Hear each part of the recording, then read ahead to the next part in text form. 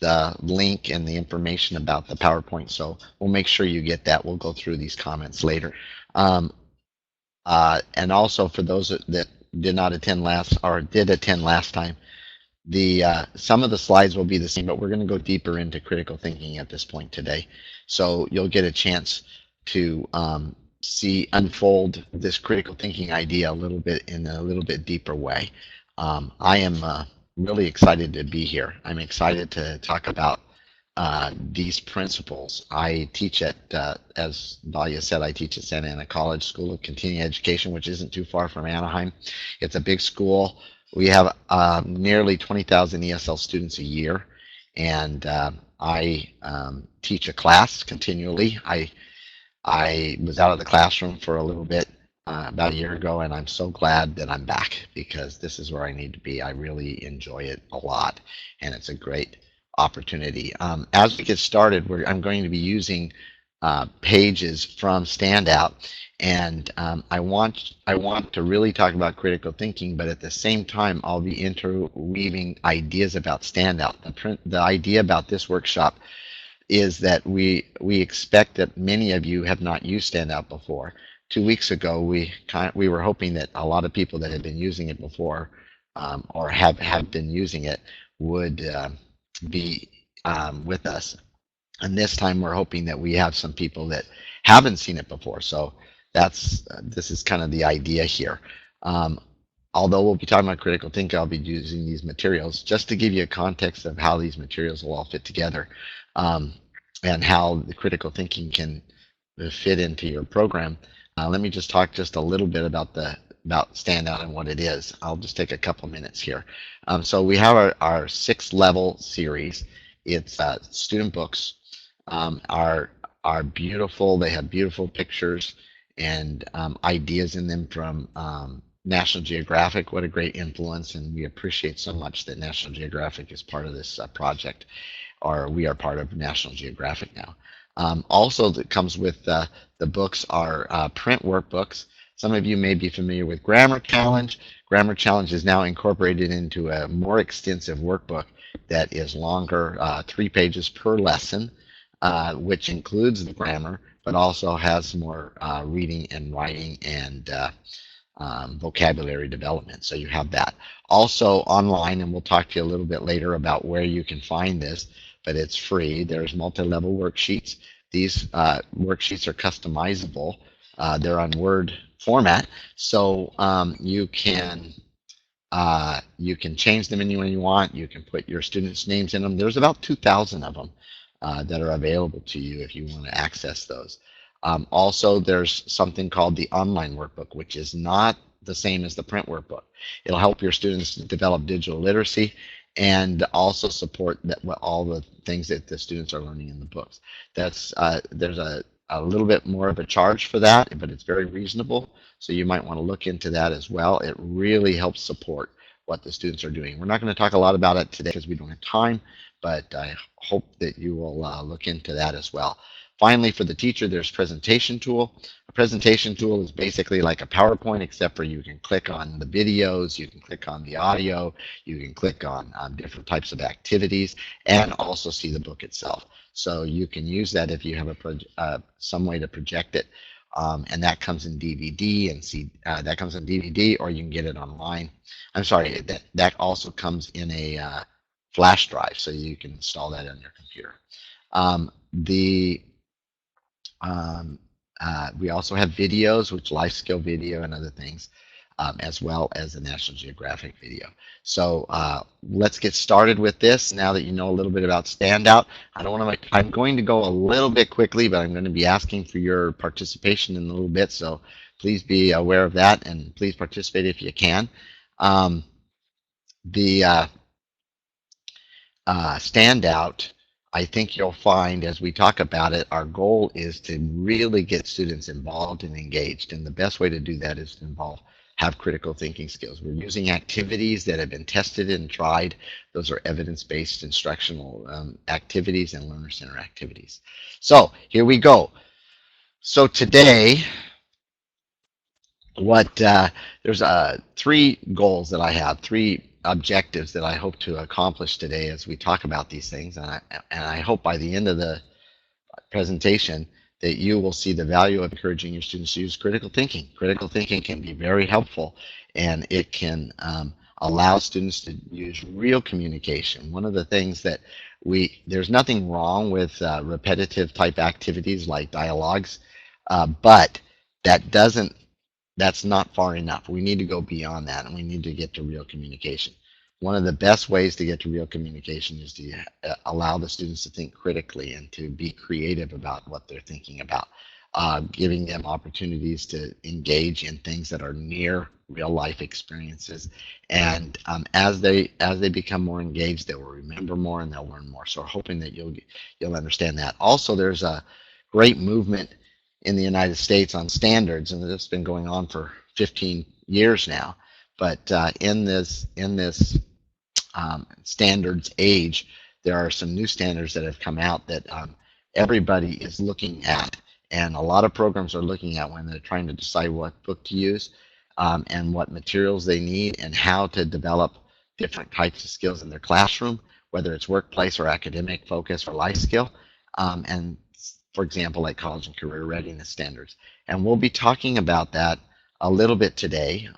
We'll briefly talk about college and career readiness standards and the other standards. But what's important is that as you use standout and as you use critical thinking, you're going to find that there's a lot of opportunity for students to engage in the type of activities that are related to these standards, and you'll be meeting the standards as you use these activities, so you can feel comfortable about that.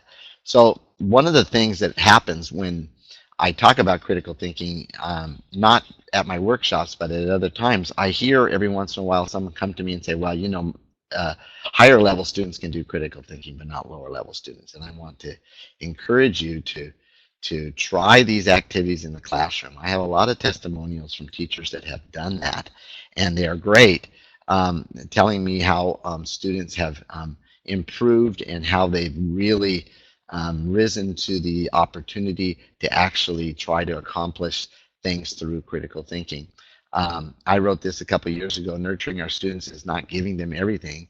We are good instructors when we nurture their creativity, critical thinking skills, and independence, ultimately leading them to become independent, lifelong learners. So, given that, I would like, the reason I show you this picture is because if people think that because our students can't speak English well, that they can't use critical thinking, and obviously these animals can't speak English and they can use critical thinking and creative thinking. So this is something that we might want to consider. So please keep an open mind if you're curious about this. We're going to take a very broad definition of critical thinking, and that's what we're coming next. There are lots of different definitions. Most of the time when we talk about critical thinking, we're talking about Bloom's taxonomy or Webb's depth of knowledge. There's something called TABA, and TABA, she put together something very similar to Bloom's taxonomy that includes feelings and other things, and that's great. Those are examples, but what exactly is it? If we want to recognize it in a classroom, what do we need to do? And excuse me for those of you that came 2 weeks ago, you have the answers. Hang on to those at the answer to this. There's lots of different definitions. I'm going to give you one that you might consider. Critical thinking is intellectually disciplined process of actively and skillfully conceptualizing, applying, and analyzing, synthesizing, and or evaluating information gathered from or generated by observation, experience, reflection, reasoning, or communication as a guide to belief and action. Whew, that's a long definition. That doesn't help us so much in the classroom because we can't look out and say, let me look at the definition and see if my students are actually doing this. So let's try just to create a short a guiding principle, just a short principle, so that we can help our students. So when we're in the classroom, we might be able to recognize whether or not they are actually engaged in critical thinking. So if you would like to type in the chat room, that would be great. So if you would like to type task that's the first two words, task that, then just give us a principle. It would be a one sentence phrase or sentence, one sentence that has no more than 2 commas and one and. That's all you can do. We don't want something really long, just something short that you can remember, that's memorable. Okay, critical thinking is tasks that, and then complete that sentence. Anybody like to try? Tasks that ask students to solve real life problems. Excellent. I like that.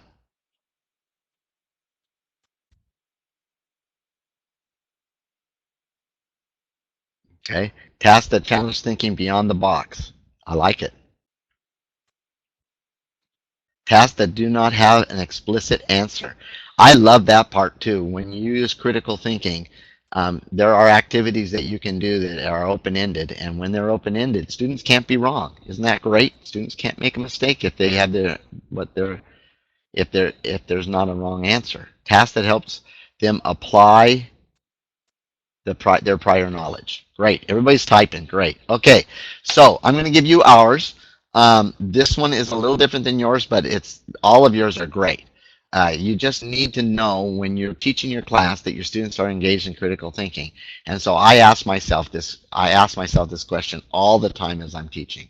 Here is what we say. Tasks that require learners to think deeper than the superficial vocabulary and meaning. That means at a low level, for example, they might be using categorizing or classifying. They might put ideas into boxes or rank things. There are different types of things you can do at the higher level. It could be that students are trying to infer things from things they read. In other words, it's not all out there in front of them. If we are showing a picture of fruits and vegetables, for example, that would not be critical thinking. I say this is an apple, you say apple. I say this is an orange, orange. But if we ask them to take that same vocabulary, there's nothing wrong with doing that, by the way, but we want to go deeper. So to go deeper, we need to ask questions like, well, what's your favorite fruit? You like this fruit. Why do you like this fruit? What about it? Now, they may not have the language to do that at the low levels. The higher levels, they do. At the low levels, we might ask them to take these fruits and vegetables, put them in columns of ones you like and ones you don't like, or put them in the columns of fruits and vegetables, or sour and sweet. There's lots of different things that we can do to encourage critical thinking. I ask questions all the time to my students at the lowest levels. For example, we are talking about a bottle and a jar, and I ask them what's the difference, and I try to get them to tell me, and they come up with all sorts of different ideas like glass, and we get down finally to the idea that a jar has a big mouth and a bottle has a small mouth and a long neck, and a jar has no neck. So we think of all sorts of different things, and that's what critical thinking is really about, is going deeper than the superficial meaning. At the high levels, we might be giving them a paragraph, and instead of giving the answer within the paragraph of a question, we ask them questions where they have to make some decisions and judgments to be able to come up with that idea. So that's just an idea of some of the things that we can do in critical thinking. In Standout, we use these, and these are examples of some critical thinking activities you can do, whether using Standout or not. And I like a lot of these because when I'm teaching the class and I look over the class and I say, you know, I'm not sure critical thinking is going on, and I need to shift gears a bit and engage them more. What can I do? I find that sometimes, even after teaching for 20 years and being successful and doing a lot of things and having great classes and great students, I find sometimes that, wow, I've been standing up here talking for way too long, and I haven't really got feedback from the students as I should have. And so I think, what can I do in this activity to make it more, include more critical thinking and get them to think and be engaged more? So some of these things are analyzing data like graphs and charts, and classifying and collaborating over a problem, and comparing, defining concepts. That's similar to summarizing concepts. Evaluating information with a rubric. I use a rubric all the time, especially in writing, because the students have to think through it, and it also helps them to do peer editing and that type of thing. So we work on that as well. Individually solving problems as well as doing it in groups. A lot of times these critical thinking things, work really good. These strategies work well when you're working with groups, but sometimes you want to have them work individually. But when you work in a group or with a partner, what happens is you have to often challenge what somebody else is saying and defend what you want to say. So you need to have an opportunity to do that, and that is real communication. We'll see an example of that in a little bit. But I'm going to show you an example of many of these things as we go through. So let's just move on to a couple examples here. Rob, Here, yeah, sorry to interrupt, Rob. sure. Sarah has a question. Okay. How can we tie in critical thinking with use of correct adjectives to describe nouns and verbs? Okay. So a lot of times when we talk about critical thinking, adjectives, nouns, and verbs. So you're saying how can we put them in the correct order, or how can we just use them? Just using them? Adjectives and verbs and nouns? Is that what you're asking? I mean, some people will talk about grammar as I'm going to read this again. How can we tie in critical thinking with the use of correct adjectives to describe nouns and verbs? I got it. Okay, so adjectives to describe nouns and adverbs describe verbs.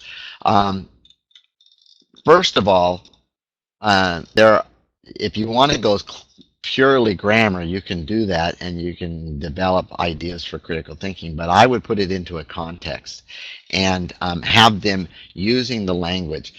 It's not a matter of, okay, so for example, the adjective comes before the noun, usually in English, and not after. So I would make sure that they have plenty of practice doing that, and I would give them activities and tasks that are critical thinking related, or strategies that so that they could be doing that. So I might say, for example, I might show them a bunch of I might put, okay, let's use the classified. So let's put them in the classified, and I don't mean classified, classifying information or categorizing information. So I might say which adjectives, or you could do this too. You adjectives, adverbs, and nouns, and you could put them all into different columns, but and then put those together into a sentence. That's probably a good idea. So I'm sorry, you're catching me, and I'm thinking about it. But there are different things that you can do. This is one of them. If you had 3 columns. So one is a column is going to be an adjective, another one a noun.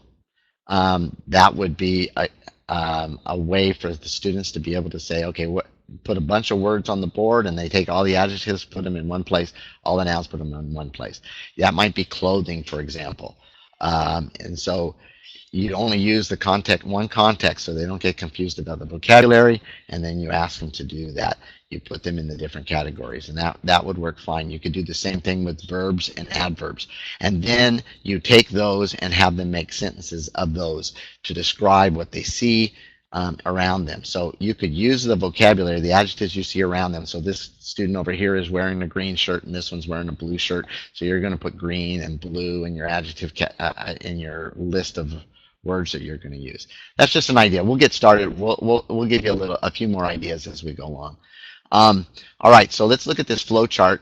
I'm not sure how big these are, if you can see them very well, but this happens to be in book 4, and what we're doing is we're teaching the students how to think, and we're helping them to solve problems. So what would you do? This is a yes-no flow chart, and this is designed for students to discuss and to work through, but you can see how they have to think critically to understand this and to grasp this. One of the things I would do in an activity like this is to have them look through this, understand it, and then explain it to another student. Because we'll see these kind of things all the time, and if you just glance at it, you say, oh, this is way too complicated for me. But once you look at it and study it through, you can do that. And so this is a great opportunity for students to communicate. Look at the next one. This is a listening activity. We've got a pie chart. This is book 1, and there's a pie chart here. And you'll notice in Standout, we integrate the skills all the time: listening, speaking, reading, and writing. So in listening, speaking, reading, and writing, in this case, it's all integrated into every lesson, so the students are using the language like they would in real life. We don't separate them out, so there's a lesson on listening and another lesson on reading and another lesson on speaking or vocabulary building or whatever. They're all developed together. So the vocabulary comes out. We have 6 to 20 words depending on the level that the students are going to learn every lesson, and we develop the vocabulary that way instead of giving the students all of it in one place, because we know that they don't learn it all that quickly. And in this case, we're having them interpret this pie chart, and you'll notice these red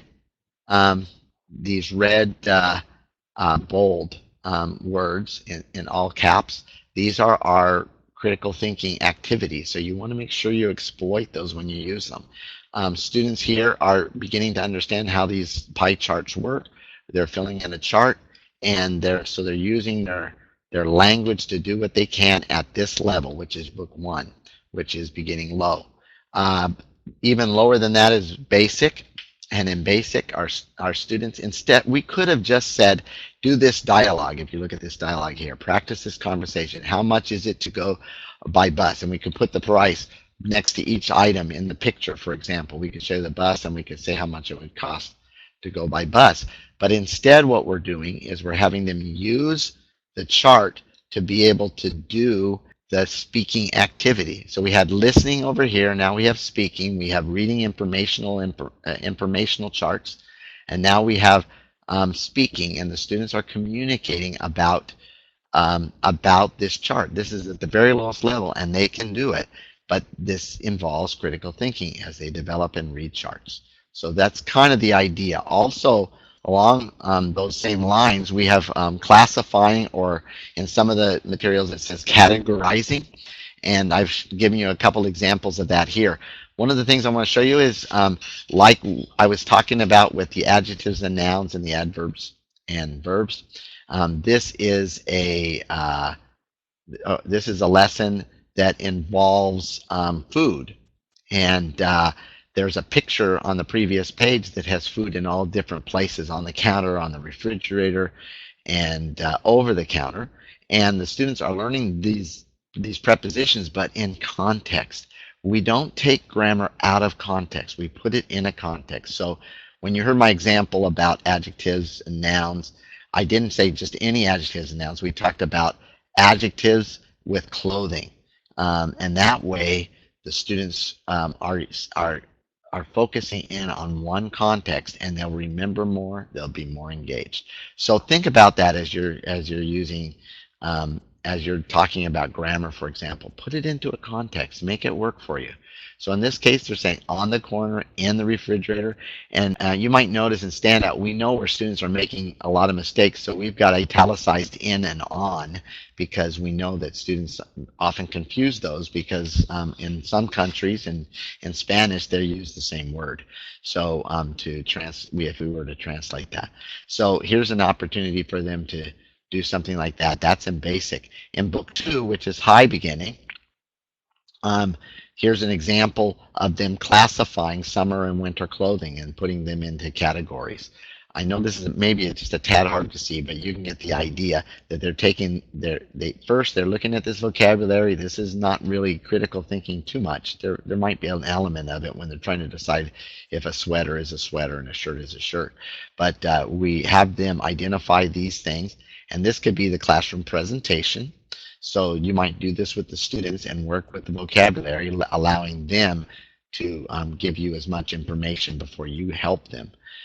Or you might have them be in little pairs and try to do it and then come back as a class. That's your presentation. And then their practice is to take the same information and give it more value. Just like we talked about before, our critical thinking definition is tasks that require learners to think deeper than the superficial meaning. Okay, so as we do that, you will probably have to use some some things that are not critical thinking and move to critical thinking, like classifying. So there's an example of that. Here's another classifying. This is reading. So again, we've had speaking and grammar and listening. Here is some more in-depth reading, and they have charts as well. And the students in level 4 will be asked to read these things, but instead of just asking comprehension questions, which you could do, we're asking them to put categories in, or to identify the categories of how these things work. So we're checking their comprehension in a different way, not just asking questions, who did this, who did that, but giving them opportunities to think through and give more value and to often infer information that they didn't already have. Okay? So closely, we're going to give you an activity in just a second. I know I'm talking a lot. I'm asking myself, are my students engaged in critical thinking? And so I want to give you an activity in just a minute, but we'll do one. I want to show you one more slide here. So with this slide, we have compare. Compare is often very similar to classify, but it's only two things. And I just want to show these quick examples. Here's another reading in high beginning that they're identifying the different symptoms of colds and flus. In book 3, we have them using a Venn diagram. Don't assume your students understand what a Venn diagram is or how to use it. You might have to work with them a bit, but it is really a great tool because they'll begin to use these tools on their own. Instead of you creating them or you using the ones from the book, they'll begin to say, hey, I want you to compare this. And if I ask students to compare what they think about something, a handful of students will start making a Venn diagram because I use the word compare. Students will be thinking about this a lot. We have subtle ways to compare and very obvious ways to compare in book 3. Here's an example of another listening activity where the students are comparing.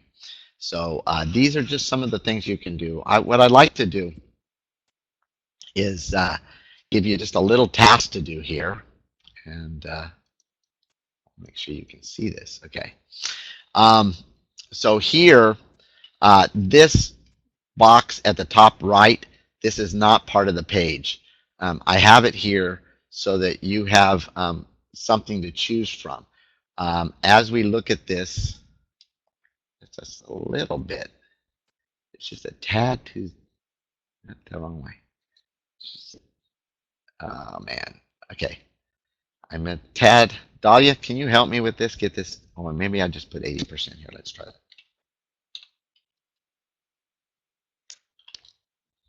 See if that'll do it.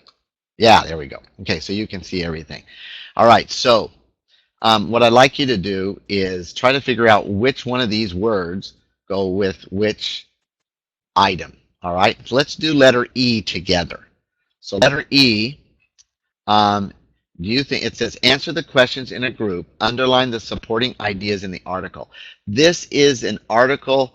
This is about a National Geographic explorer. We have one of these in every unit. At the end of every unit, we have this more extensive reading. It allows students more complexity, which is required of college and career readiness standards, and gives them an opportunity to really learn. It is a challenge. We understand this is a challenge, and it's difficult, but it's helpful for the students to have things that are more difficult because then they can employ different kind of strategies, especially critical thinking ones. So these are all critical thinking strategies that I've hidden.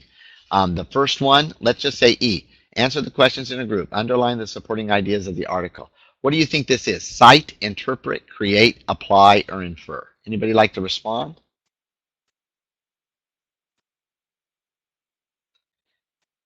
Okay.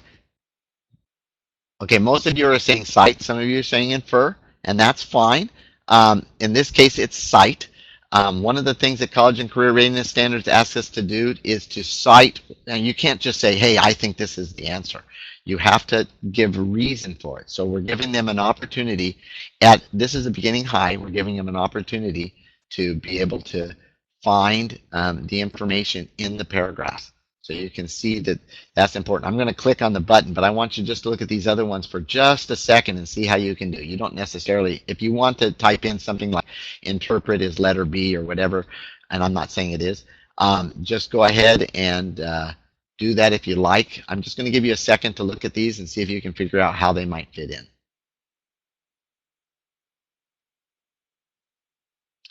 B, create. That sounds like a good choice. A, interpret. All critical thinking. F, apply. Good. You guys are great. You got it. Interpret.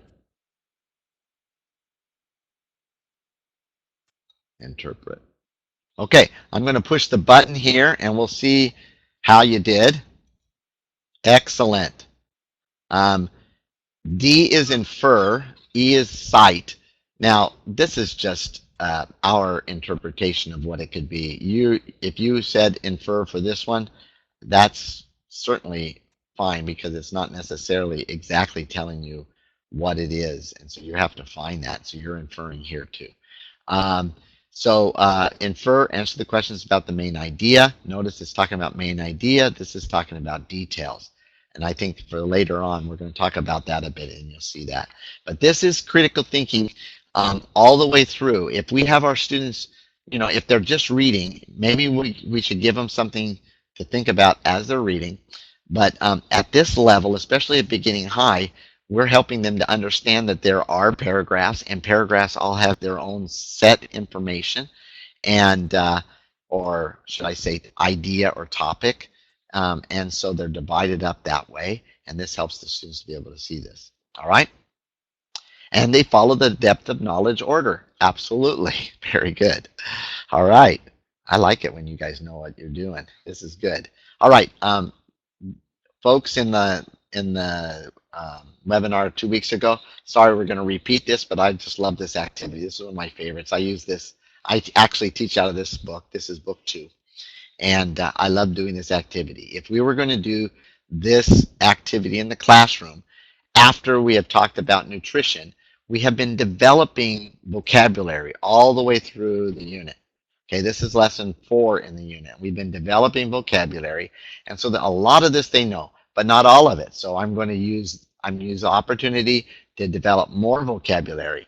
And to do that, I elicit information from the students before I actually give them information. So, most of the students know what spaghetti with meatballs is and pepperoni is, but there are some words that they may not know. And this is an opportunity for them. Sausage, for example. Some of the students will know that because of cognates, but a lot of them won't know it. So I give them an opportunity to explain to others what it is, so that instead of just giving it to them. That includes some critical thinking because they have to think about what they're going to say. It's kind of akin to summarizing or other things like that, so that's fun. Anyway, if I were to start this part of the lesson, which is exercise D, which is at the top of the page as my presentation, I would first start out by talking about this vocabulary and asking them questions. And I would ask, what does Fernando have for breakfast? I might ask what Rosa has for dinner. I might ask what Agustin has for breakfast. I might ask them if that's a good breakfast, and they could give me information. Now I'm starting to move closer towards critical thinking activities. Who has better nutrition, I might ask, for breakfast? Would it be Sylvia or Agustin? And then ultimately, I would have them do the activity that's designed, which is the practice. So this is the presentation. I'm going to have them do an activity that's designed for them. I prepare them for it. I ask them the right kind of questions. And then the activity is, and this is what I'd like you to do, only for a second. We're only going to do part of it. But what I'd like you to do is to look at all the nutrition for all 5 of these people. And not just breakfast, not just lunch, but breakfast, lunch, and dinner for all 5 of these people, and determine who has the best nutrition. So just think about that for a minute. Think about how you're thinking about it, and let us know, okay? So go ahead and report, folks, what you think.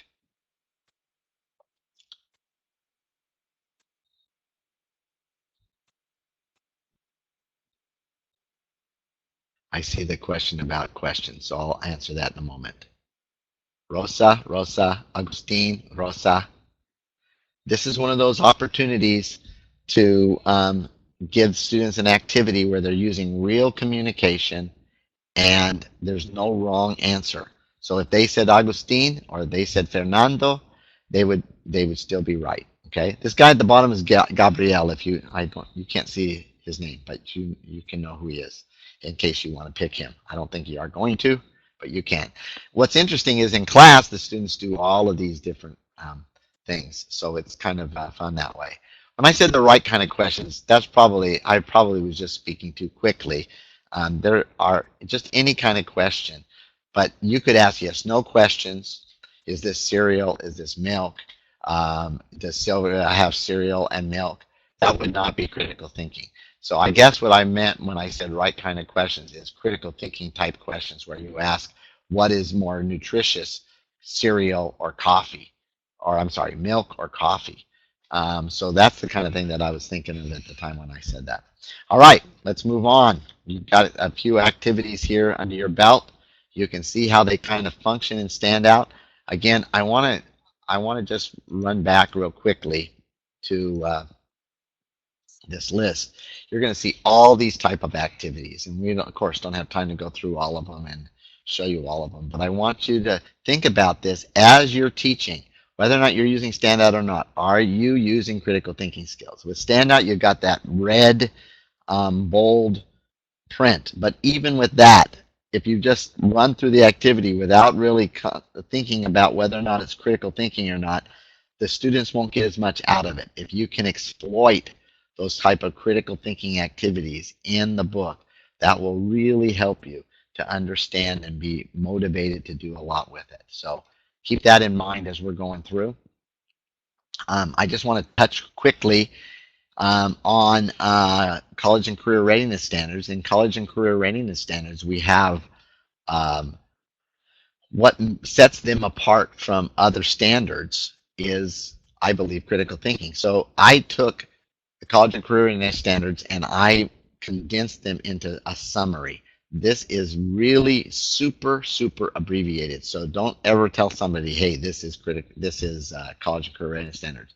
College and Career Readiness Standards have these categories, but they're divided up and they get more and more complicated as you go up in the higher levels. So I just summarized it for you. And I'd like you to look at it for a minute. Can you tell me which one? Just look quickly. Is there anything you see that looks like it might be a critical thinking type activity? Go ahead and mark that in your chat room if you like.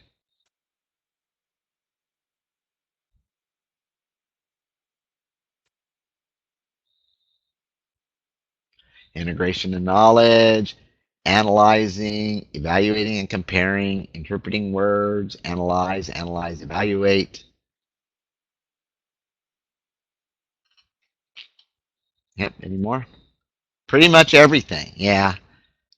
I recognize your name. You were here last time.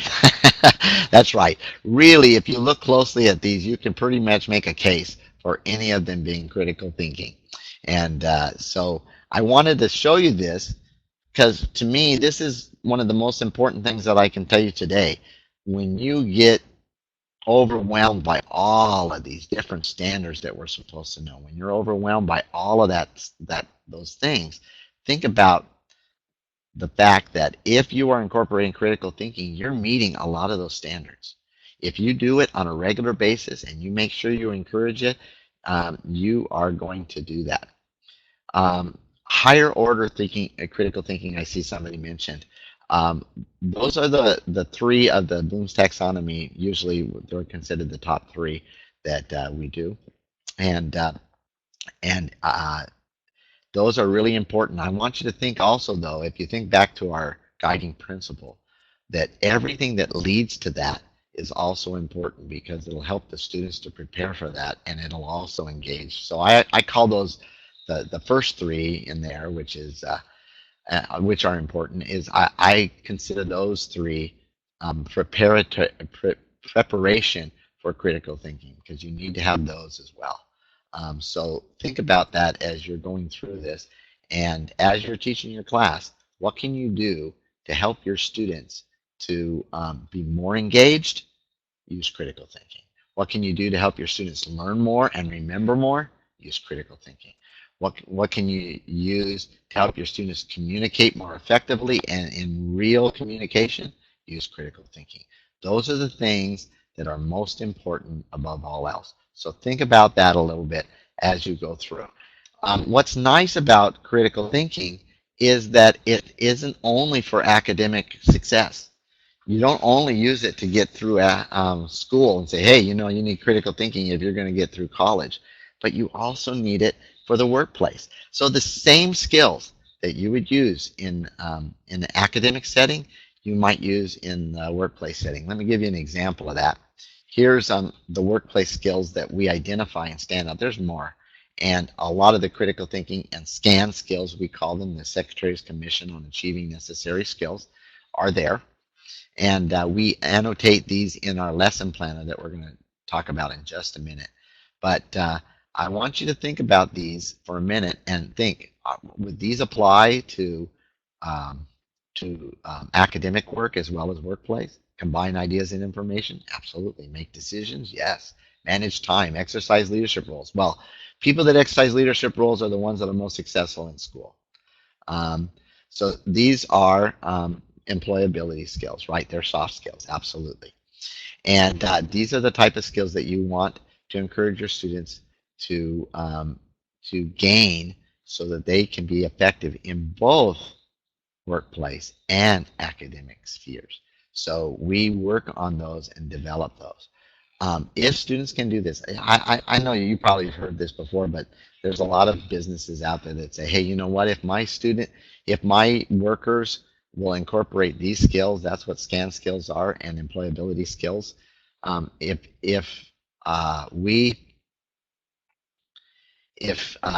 they can do these things, then we can teach them to do anything else. We can train them to do anything else. So these are really important. So yes, there's the employability skills is the new area that we have are using now. Not necessarily in place of skills scans, but in conjunction with scans. There are a lot of similarities between them. All right, so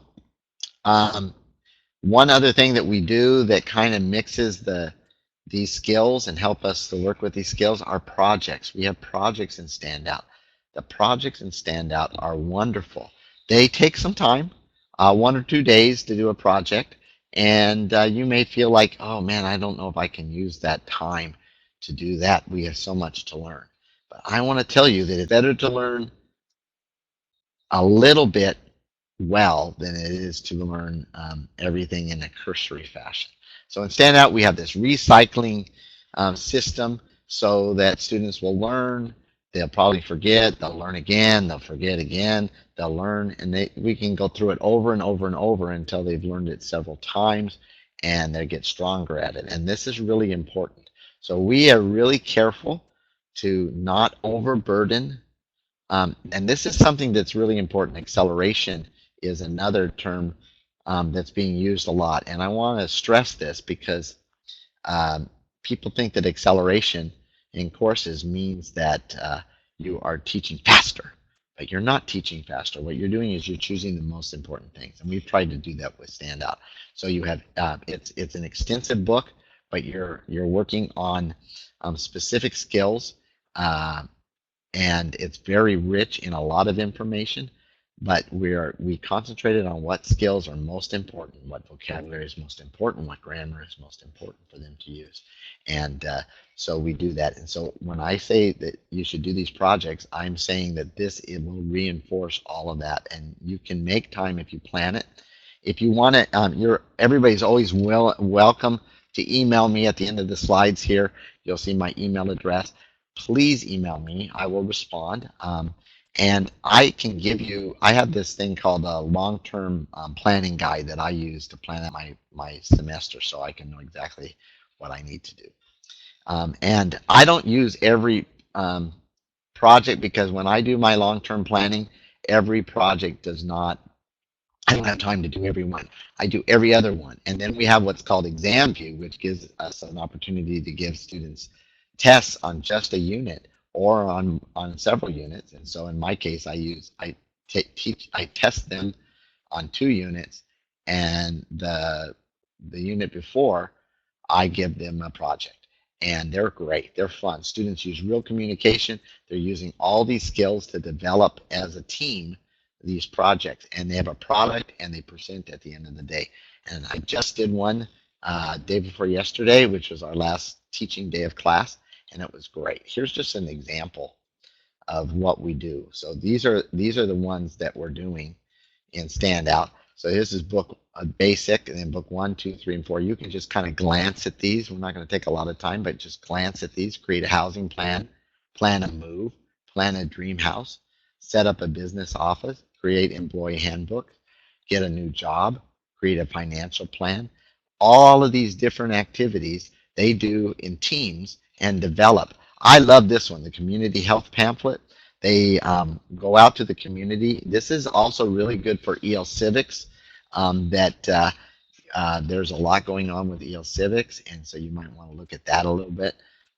But this gives you an opportunity to take your community, pull the information from your community, and the way it works is that every team in the class of 4 or 5 are working is working on a different part of that portfolio. It's not like one team does the whole portfolio. Each team does a different part of the portfolio. So that's fun. Also, I really like to do that. Creating a real estate brochure, also very fun. When you do the real estate brochure, the first day, the students are producing the brochure, and they've got their dream house, and they put all the how much these houses cost and everything else. They put all these advertisements together, and then the next day they change and they become families, and they go around to the different advertisements and choose which home that they want to move into. So that's really a great activity as well. Here's another one that you might enjoy. To get these multi-level, these projects are in the book, but there are worksheets that go with them. The multi-level worksheets are multi-level, so you have A, B, and C. When we get to the projects, these are just, there's one because the projects are already naturally multi-level activities. Students at different levels will do it. Everybody has roles, everybody has responsibilities, but you can gear those towards the level if you have multi-level. So they're really wonderful for that as well. These are some worksheets that you get to support that. You can also use these as templates and put them on the computer, especially for this one, this advertisement. So this is a clothing store, and they're putting in all the information. Imagine your students working together to put in all this information, patterns being things like stripes and polka dot and plaid. And then you have your advertisements where you're putting in pictures or prices, and for the newspaper. And if they do this online, it's really fun, because not online but on the computer, it's fun because they can put in pictures and all sorts of things like that, and this will improve digital literacy. There's worksheets on how to improve digital literacy all the way through with support all the way through for stand-down as well. So consider that. All right. Let's go here. So one of the things that I do in my class is I make sure my students know what I'm doing. And I want them to understand, because I want them to understand that the process that we're doing in class, the scaffolding that we do, the preparation for the practice that we do, all of those things that we do are designed to help them learn better. And so they begin to think about their own learning. And so today I want to ask you just real quickly what you think metacognition is. Would anybody like to respond what metacognition is?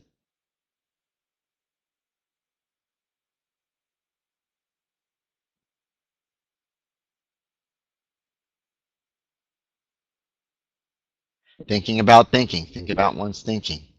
Thinking about thinking. You guys got it. That's right. I'm going to say, this is what I say. Let me find out how to do this.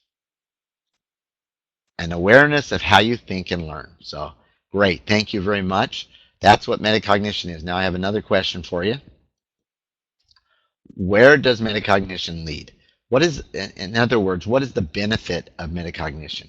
Why should we have our students thinking about what they're thinking about?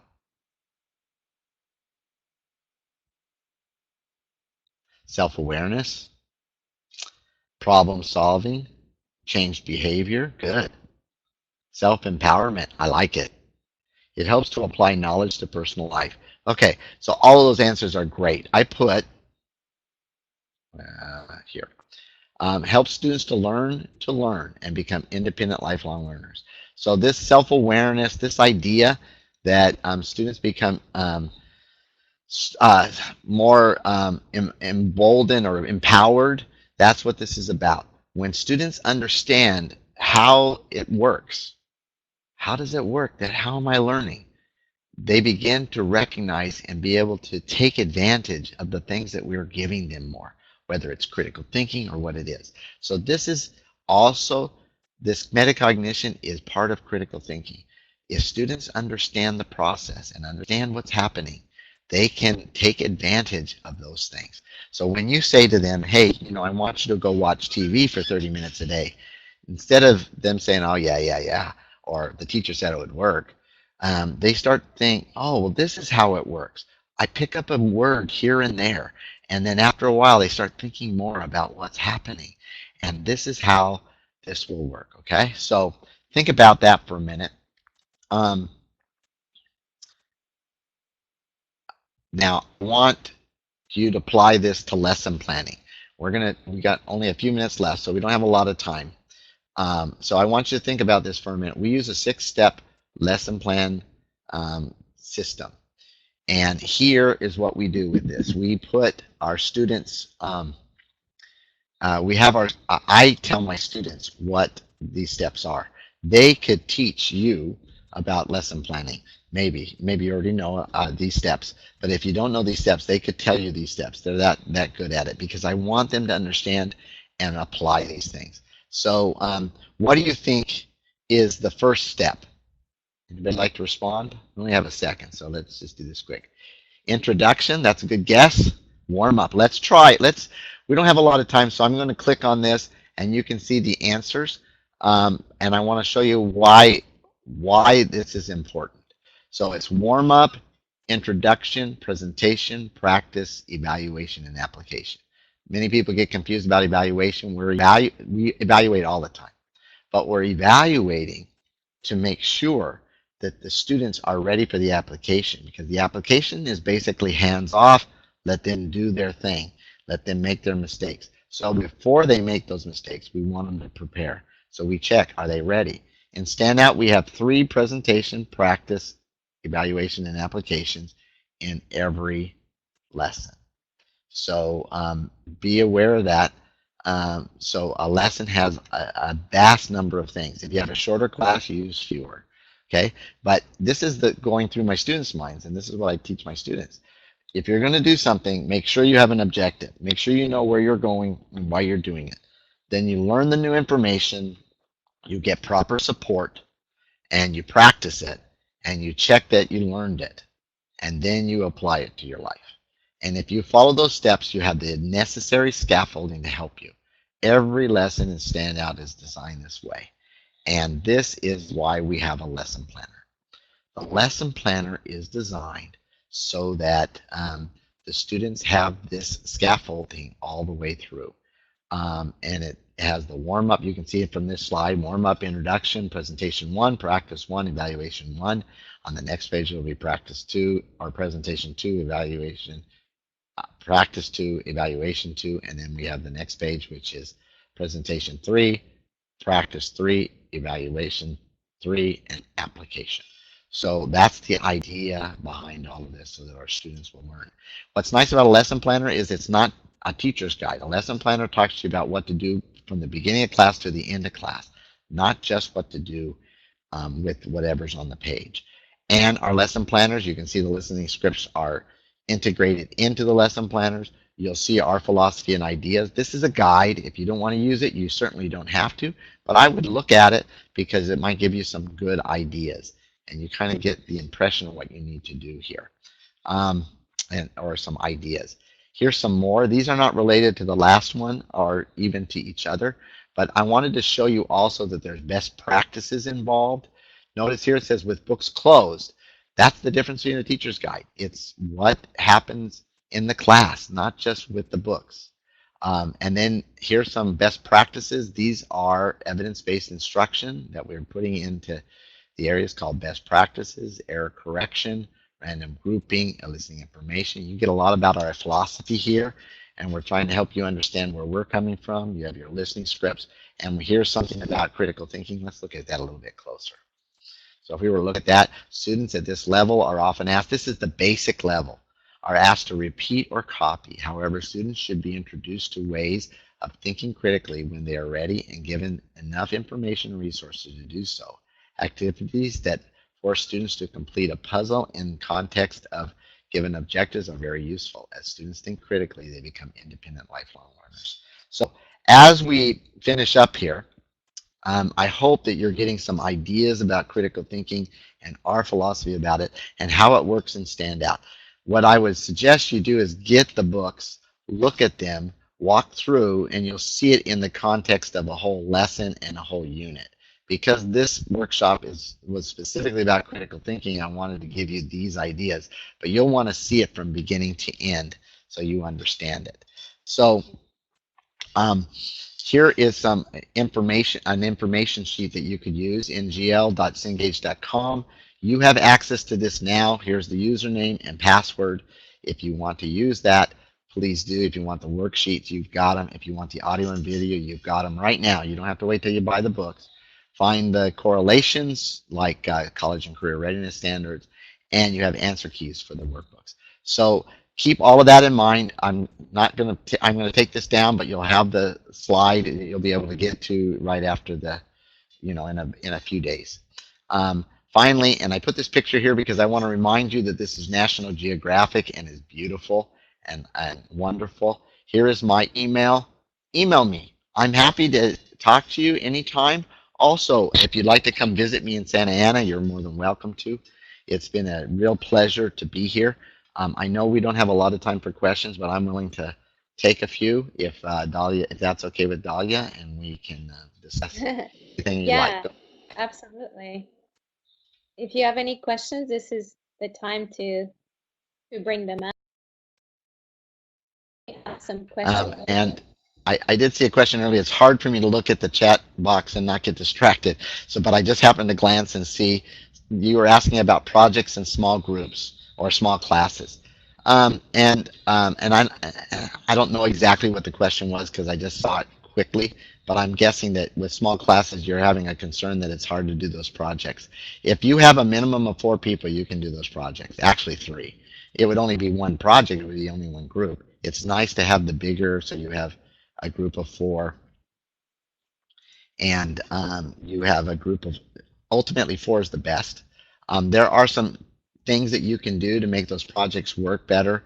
If you look on my esl-teacher.net, which is on this slide here, if you go there, that's just a place that we keep all of our different workshops. That's not associated with National Geographic Learning. That's just my own private, Stacy and my own private web page, and there we keep our workshops. Look for team projects, or I think it's called team projects.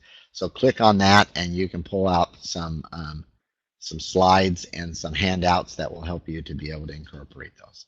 Also, we have on that. Go ahead. Sorry. Go ahead. That's right. I was just. A lot of people are asking if we're going to send them the recording of this.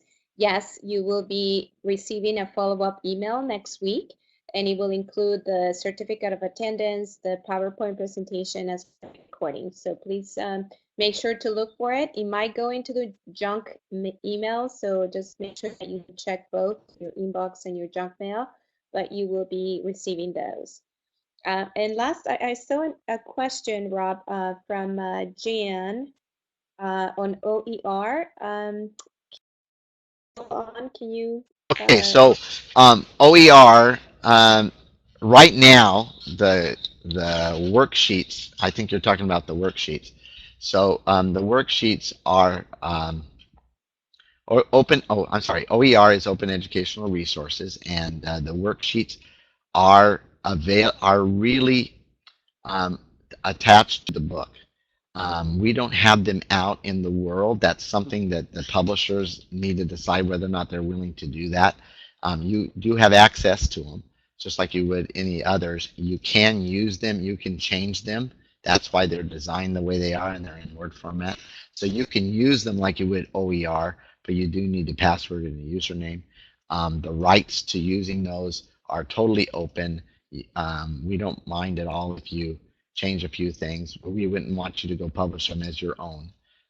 That would be the limit to the OER. I mean, if you want to call it an OER, it's really not.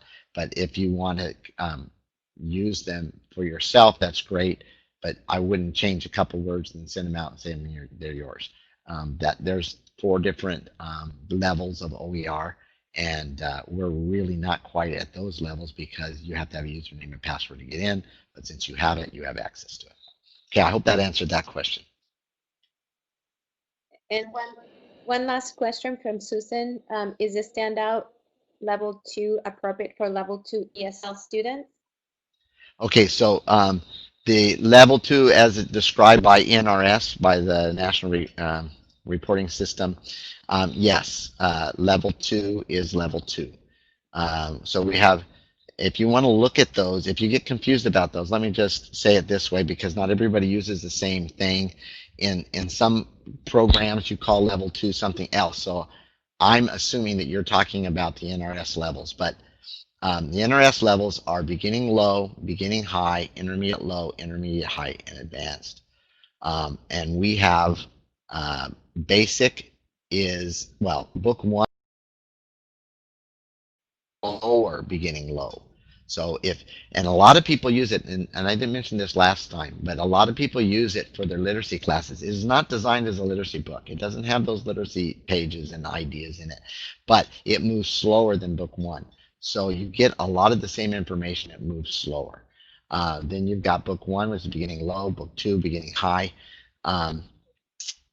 intermediate low, which is book 3, book 4 is intermediate high, and book 5 is advanced. Okay? Great. And the last question from Summer. She's asking, with beginners, I sometimes skip over the critical thinking parts because I have trouble getting students to understand the task.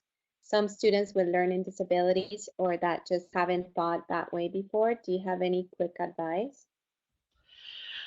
Yeah, well, first of all of us know that teaching English is an art, and it's something that we need to learn, just like our students need to learn how to learn. And our students need to learn the language. We are learning to teach, and I never stop learning, and I'm always open to ideas about things like this. There's been some studies done that show that a lot of our students have learning disabilities, and so it is a big challenge for all of us. And so there are certain things that we do with people that have learning disabilities that, for example, repeat, use a lot of visuals, speak. I don't speak slowly, but I make sure that I have lots of different ways to ensure that students understand, and I model a lot. So if I'm doing an activity, for example, if I'm having the students come up and do a presentation on one of their projects, I have done a presentation, a sample presentation, 4 or 5 times in those 2 days, and so that they know what is expected of them. If I'm having them do other type of activities, there's other things you can do. Look at my multi-level booklet that I have in esl-teacher.net. That doesn't talk about disabilities, but if you think about students that are having more challenging time than other students in the class, you can use those same concepts to help them to be able to work together with somebody that's at a higher level, to be there to help them recognize their problems. I had a student that was has a brain tumor. I know that's not, she does have a learning disability too, but the brain tumor causes her to have these fits every once in a while she'll fall on the floor.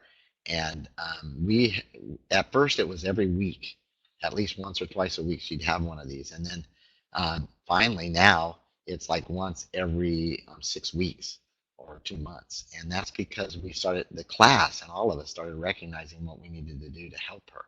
And every learning disability is kind of unique in that way.